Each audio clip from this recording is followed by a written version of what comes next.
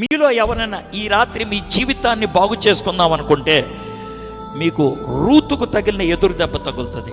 ఓర్ఫాకి తగలలేదు ఎదురు దెబ్బ. నేను వెనక్కి వెళ్ళిపోతానంటే ఉండు అన్నా, నేను నీతో పాటు వస్తానంటే వద్దు అన్నది.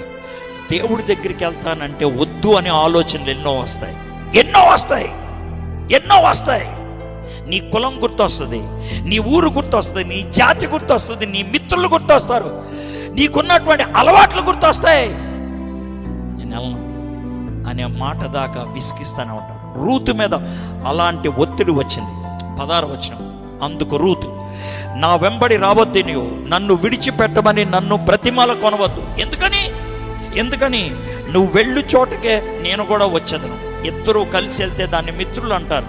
నువ్వు నా ఫ్రెండ్వి, నా పేరు రూత్ అంటే స్నేహితురాలు, నేను నీతోనే ఉంటాను.